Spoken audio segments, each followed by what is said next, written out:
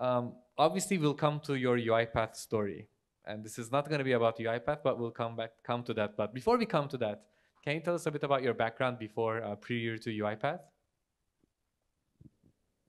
Sure. Hi, everyone. Nice to be here, and thank you for having me. And before I start, first event where I'm not presented as ex-chief people officer of UiPath. So yay, 2.5 years into it. Good. Although I cherish the experience and it's been amazing. Prior to that, my background is in software engineering. I started out my career with having my own company, doing small stuff, drove that into a fence in about 3 years, had to get a real job, worked in a software development company for about 10 years on telecom projects. So I was an embedded software engineer.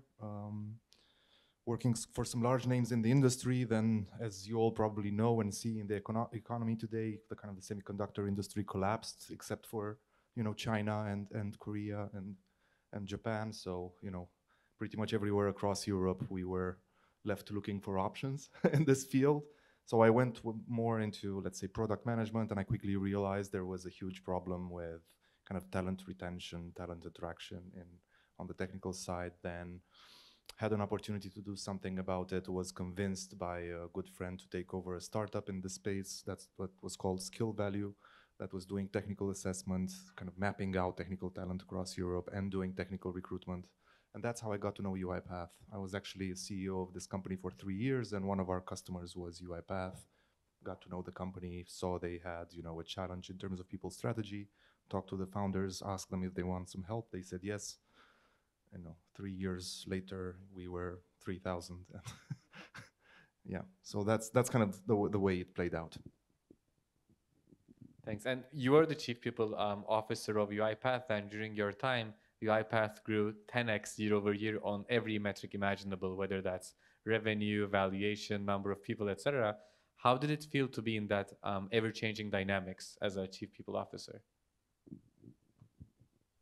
As a chief people officer, it felt exhausting. As a person who's contributing to the project, it's obviously exhilarating because you get an adrenaline rush every 6, 7, 8 months or so. There's something super new and super exciting that was going on. I mean, it was extremely stressful. It was very tiring, but there were constant reasons for celebration, and that gives you the energy to go on. Like I remember, I officially joined in beginning of 2017. We had the Series A happening in the space of, I don't know, kind of a couple of months after I joined, and that changed the game. Then another 3, 4 months into that, we had our first large American customer, which was Walmart, sign six-figure deal in the higher range of the six-figure deals. And I don't think it was even 3 or 4 weeks later, we had the second large US customer, PepsiCo, do the same thing.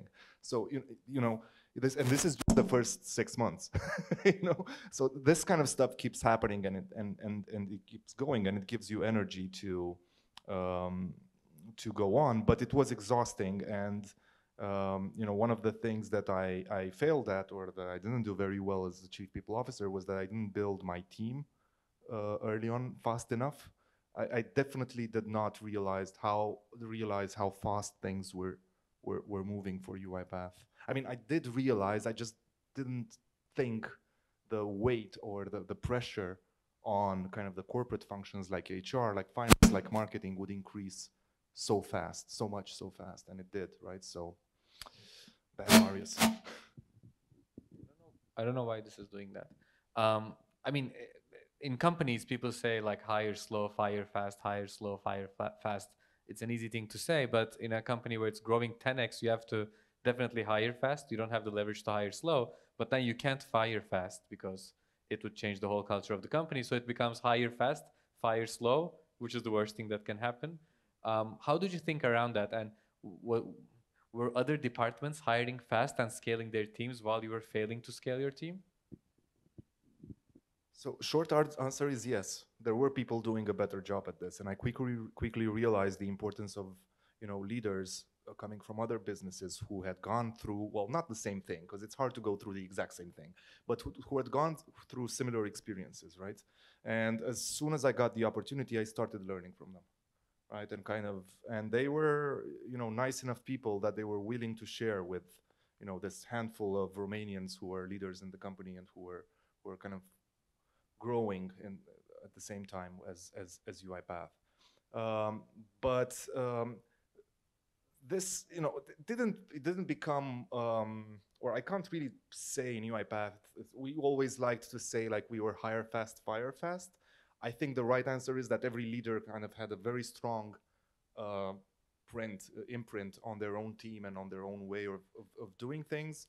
And I do think there were some leaders who were hiring fast and firing fast, and some of them who were doing it maybe the hiring a bit slower, like my case, the firing a bit faster, also my case. And there were, we had, I think, all types of leaders ultimately in the company. When you're at 3,000 people, you've got a layer of 120 people or so who have executive or sort of immediately below the executive responsibilities and who have to think about stuff like that. And we seem to have had all kinds of flavors in that.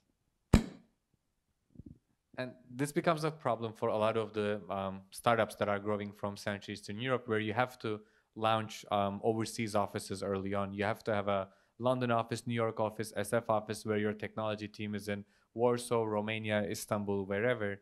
Under your watch as a chief people officer, the company grew from about 100 people to 3,000 people and to 25 offices. How did you guys sustain the culture? Because it's always tough for an entrepreneur to be able to sustain the culture in 2 offices, let alone in 25 offices. I can tell you what my approach to it was. And my approach to it has always been, and it still is with the companies I'm working today and that I'm advising today, is that accept the fact that the culture is going to evolve. You're not going to be able to keep the culture intact. And this idea of culture doesn't change is a myth.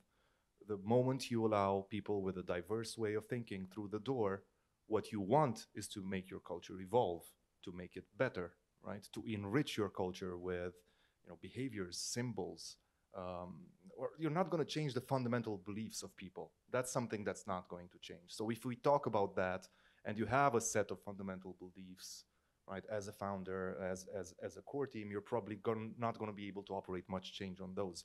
But there's a lot of other stuff you can enrich. And what happened in UiPath was that I think we were all so hungry to learn and so hungry to make this work.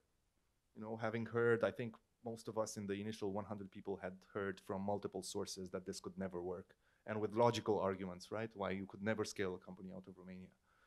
But I guess the hunger to make it work and to learn from others who had made it work was so large that we allowed, not for the culture to be changed, but for us to learn from other people. And it's a blend. It's people learning from each other. This is what happens all the time. So if you're running or you're in a startup right now and you have colleagues who may feel a little bit out of place, remember what your first week or month or day or whatever was in the company that you just joined, or maybe in a previous company, right? There's no culture fit that will make a person feel at home on day 0 or day -1. That doesn't exist. It's like we're human beings. We're wired in a certain way. People walk in through the door, right? And they have emotion, they have anxiety, they have expectations for what's going to happen in this new adventure. And if you take all of that stuff and you package it and you bash someone on like their first week, like, oh, you're not a culture fit or something like that, or they don't feel welcome, right, in your organization, because you want to conserve this kind of notion of culture that you have, then you're doing your hiring wrong. Again, it's not about keeping the culture intact. It's about enriching your culture and welcoming people. I feel like I've talked a lot. That was perfect. And I hear that a lot from entrepreneurs, by the way, because like different departments, different offices, different time zones, you can't have a unilateral, just one size fits all culture. But there should be a couple things that you shouldn't compromise on that has to be in every single location or department. One thing that I hear is passion, like that passion has to be there and that they don't compromise on the passion element within culture. And UiPath has been a milestone, not for Romania, not for Central Eastern Europe, but for all emerging markets around the globe. And I'm saying that because it was the first time that there can be a software company coming out of an emerging market, not become a Decacorn, but also be able to IPO in the US as a Decacorn. Have you seen the change in external perspectives along the way as the company grew? There's a lot of expectation in your question, which I am not going to fulfill in any way, unfortunately. I've never felt, personally, I've never felt more Romanian than European, or more European than global. Wherever I spent time on this planet, I felt at home. I love working with people. I love spending time with them. I love, cherishing their local cultures and identities and spending time with them. I've lived in France. I've spent a lot of time in the UK, in Germany, in the United States, in India, and this is prior to UiPath. And then, even more. I know a lot of people say there are perceptions and misconceptions and preconceived ideas, and there probably are, and I'm not going to deny that. I was not exposed to that. I feel maybe I'm lucky, maybe I'm privileged, but I was not exposed to that. I've had the opportunity to work with amazing people who never looked at me differently because I was Romanian. I surrounded myself with people whom I could impress this idea on, that it doesn't matter anyway. I mean, Tokyo is so far away from here that, the moment you land, or Seoul in Korea, right? The moment you land there, like, where are you from? Romania. That's like east of something, Africa, Europe, where is it? I mean, listen, it doesn't matter. Ultimately, it doesn't matter. I didn't feel like there was a problem of perception to begin with, or that it had to evolve in some way. When I was I worked a lot with Asians prior to UiPath, so Koreans and Indians. The perception was that there are a lot of technical people in Eastern Europe more than in Western Europe because of the communist schools, which everyone kind of knows. That there's a higher percentage of engineers, which is true, everyone knows, which, by the way, is true in Korea also, India also. So, kind of more similar than different, I guess. What are the biggest missing pieces in the startup value chain? Obviously, the strengths of the ecosystem is obvious. Technical skills, engineering pool, it's all there. What's missing, do you think? What are the top couple things that are missing that should be strengthened in the near future? I mean, if I look down the chain of causality, why aren't things moving faster? It was, and it still is, I have to admit, it still is a little bit blurry for me, but I can tell you what my current assumptions are, or what are the assumptions that I'm trying to validate. I'm working with a number of companies that have, I think, a good amount of success in terms of, reaching a certain ARR threshold, expanding in multiple markets, selling to customer globally, so on and so forth. But I think, or I see that we have, and I say we, I include myself, the investor, or kind of the board member, in the same equation with the startups that I work with. We have a hard time defining what a Series A objective set list looks like, right? What a set of objectives looks like for a Series A. It feels like we're chasing things down multiple tracks without, real focus on maybe the 2-3 things that, by the way, it doesn't matter if you're in an economical expansion or contraction. ARR is still the North Star. The growth rate is still part of that. I mean, you can't tell the story of ARR, annual recurring revenue, without the story of the growth rate, right? Either profitability or free cash flow margin, right? I think second part of that story. And if you think about these as kind of your guiding stars, you realize, hey, that's important in an economic expansion. It's important in an economic recession.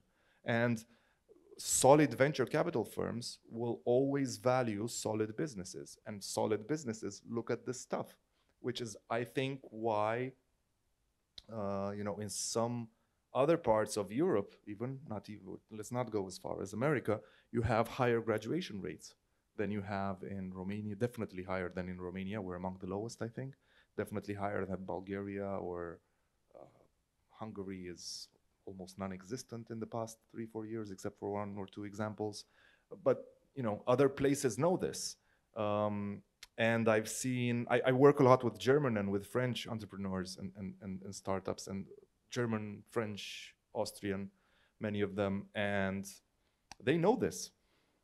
They know this, and they know how to set objectives for a Series A, and then they know how to set objectives for a Series B, and they take guidance from their investors, and they care less, they put their ego aside and they work to build great companies, which I know sounds simple, right? Work to build great companies, guys. Build the best goddamn companies you can possibly build. That in itself is a measure of success, independent of the Series A or Series B or whatnot.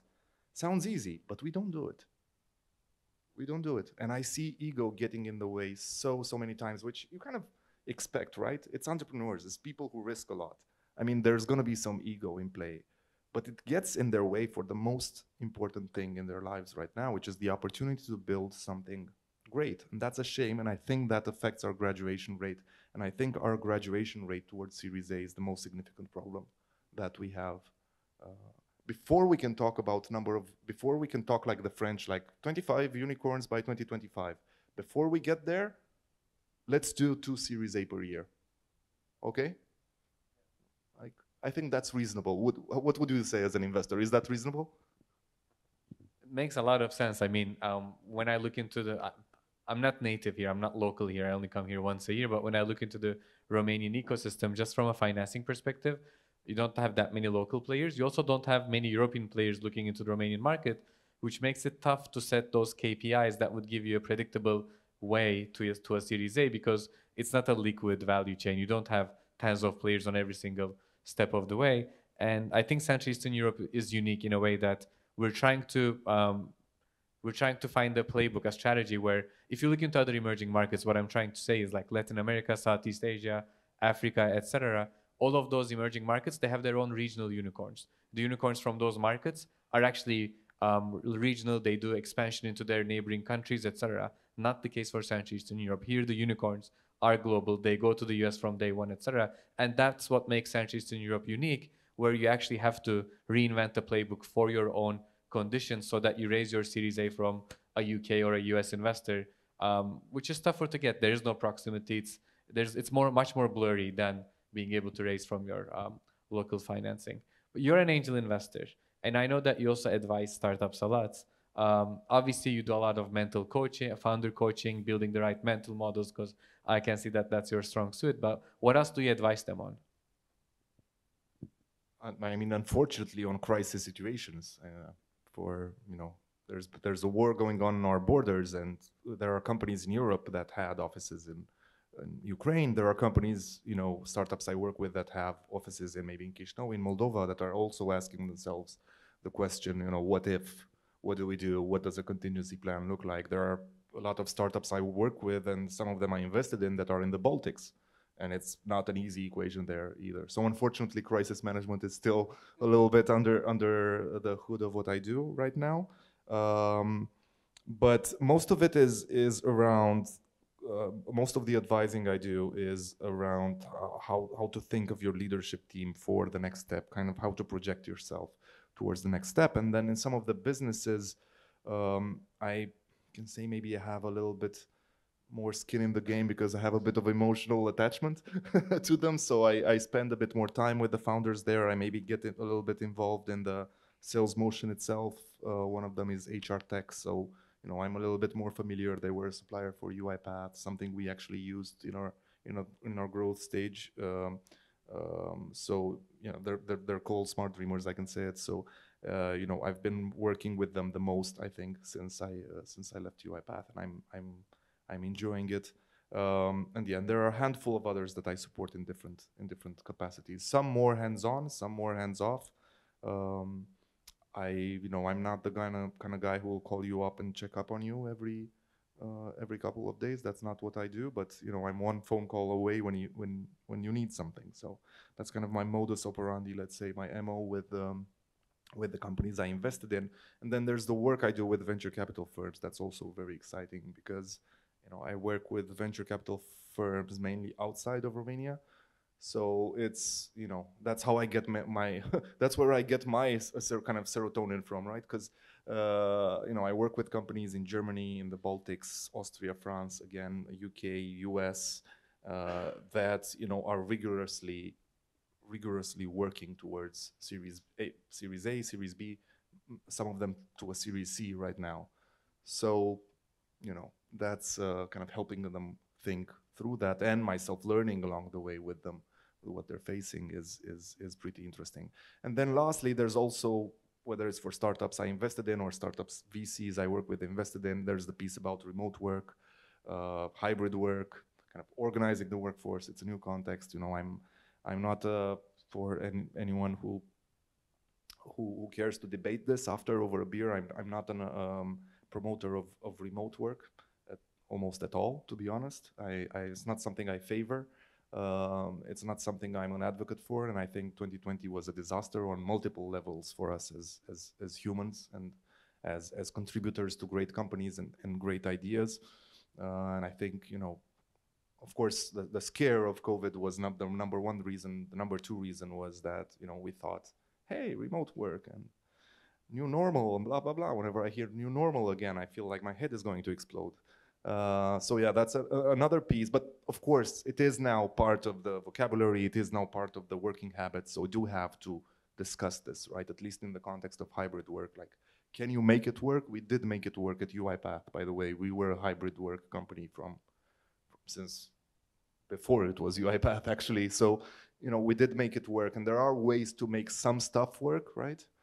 And dare I say, there is even one company I advise that was born remote from day one. It's like it's in their genes, right? But it's also kind of blended in what they do as a business. It just works for them, right? So you kind of have that holy grail of the business model, the philosophy of the team, kind of where it started and what it looks like could encourage towards a remote-only model. So as skeptical as I am, you know, maybe I'm wrong. I'll tell you in 5, 6, 7 years, if that plays out to be, you know, a Decacorn, and then I'll come back here and I'll tell you, hey guys, remember 6, 7 years ago when I said it doesn't work?